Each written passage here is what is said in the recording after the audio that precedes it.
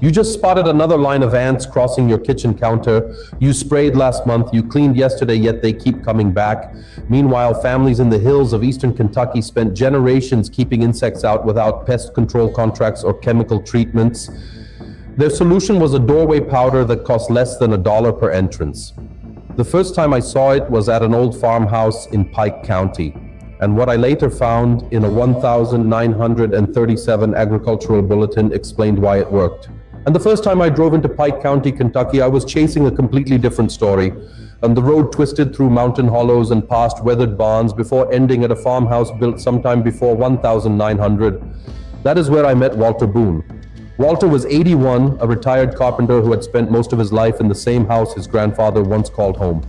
As we walked around the property, I noticed something unusual. A thin pale line stretched across the front doorway. The same line appeared at the back entrance and again at the root cellar door. Every entrance seemed protected by the same powder. When I asked Walter about it, he smiled and said his grandfather used it, his father used it, and he had been using it for decades. What caught my attention was not the powder itself, it was the fact that Walter could not remember the last time insects became a serious problem inside the house.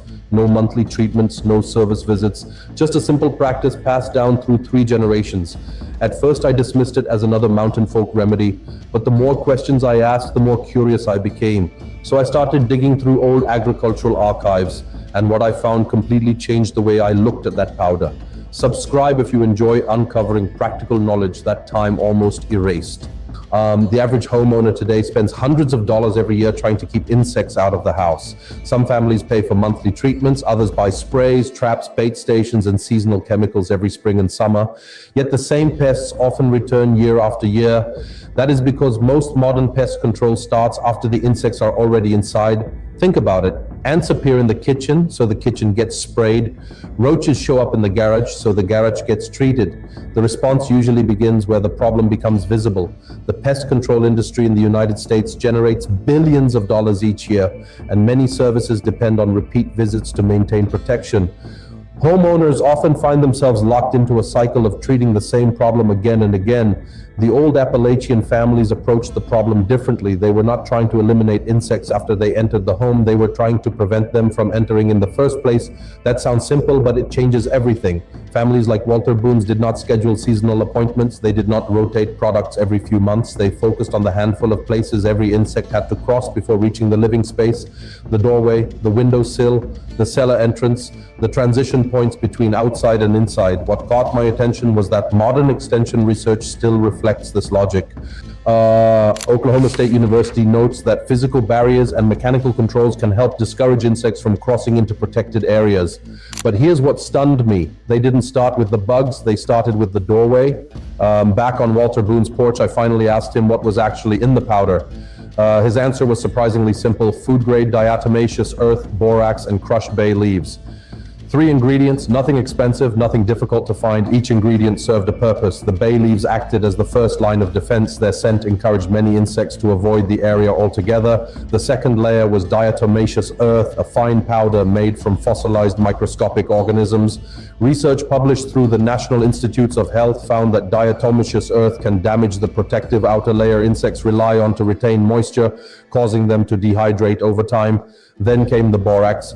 Walter explained that the powder was not meant to create a wall. It was meant to create a problem insects carried with them after crossing it.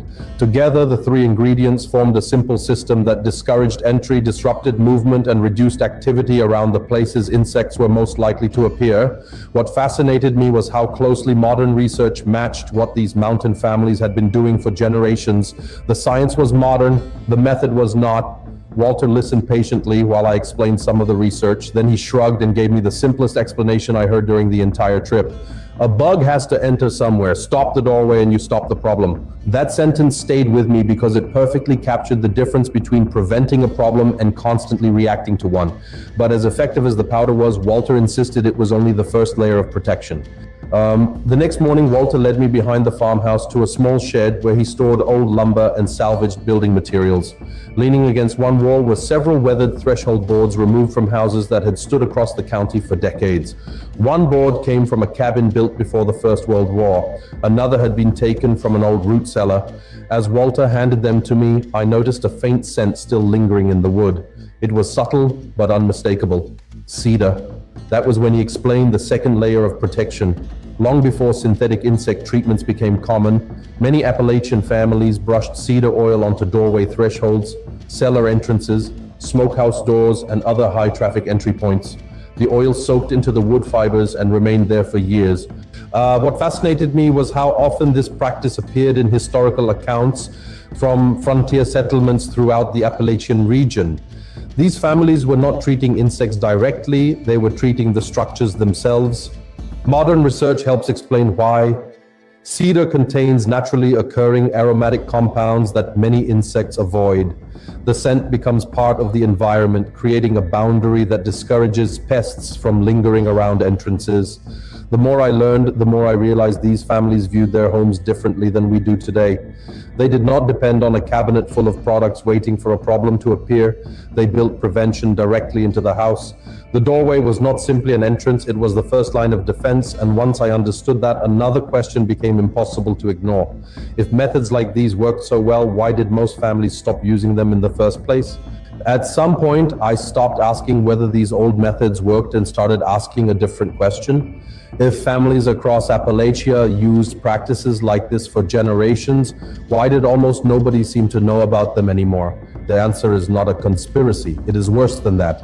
A conspiracy is something you can point to. What happened here was quieter. Between the 1940s and the 1960s, America experienced an explosion of chemical convenience products. New insect sprays, household treatments, and professional pest control services appeared in stores across the country.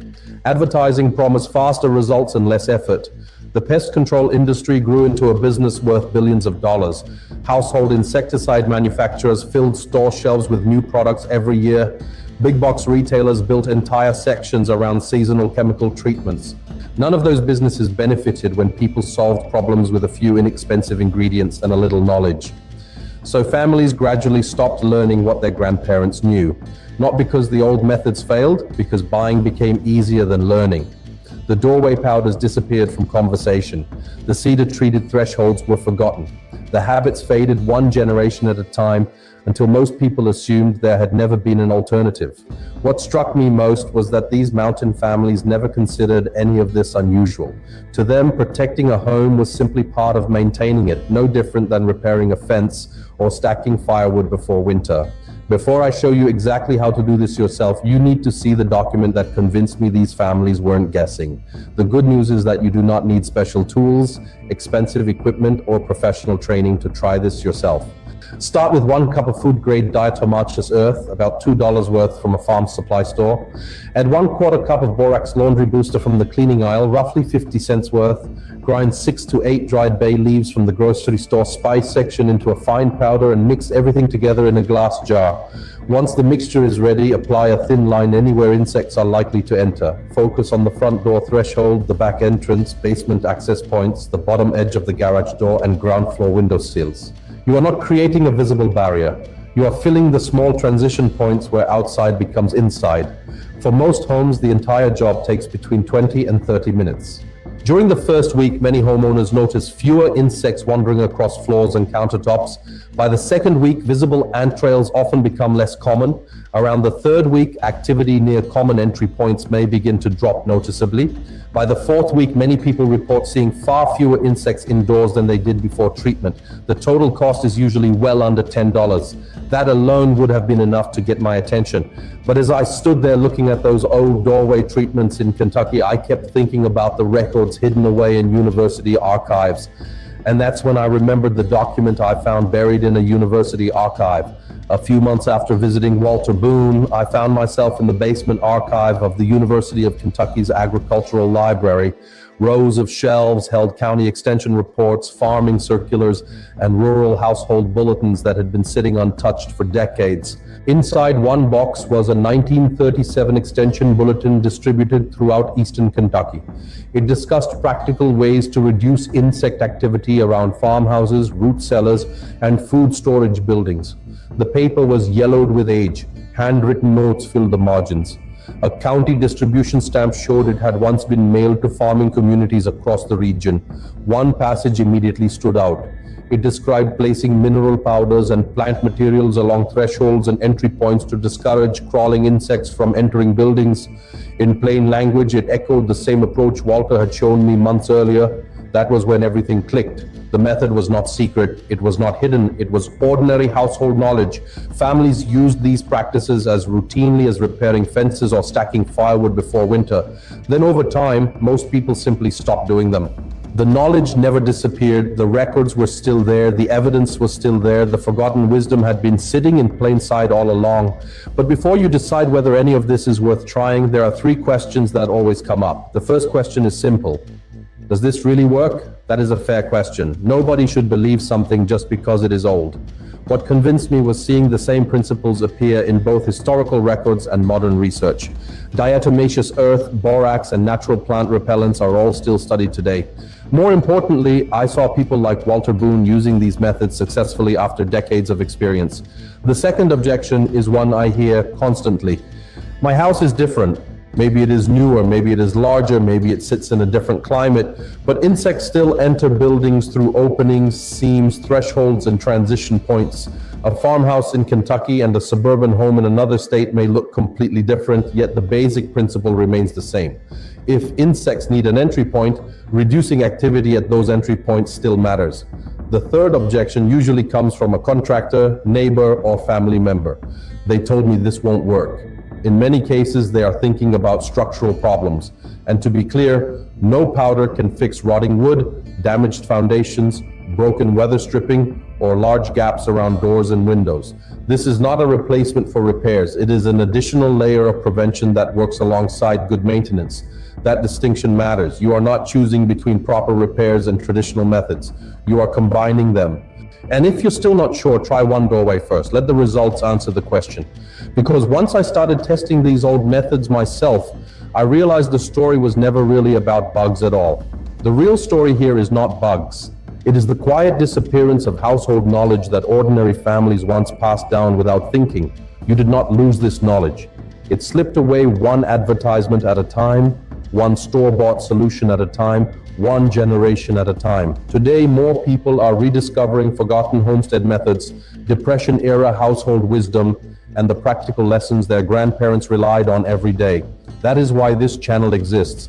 If you found value in this story, subscribe and join us as we uncover more forgotten American knowledge that still works. And before you go, tell me in the comments, what insect causes the biggest problem around your home each year? Next time, I'll show you a forgotten Appalachian wood treatment documented in a 1934 agricultural bulletin that protected fence posts and barns for decades. Old wisdom survives only when somebody remembers it. I'll see you next time on Forgotten Homestead.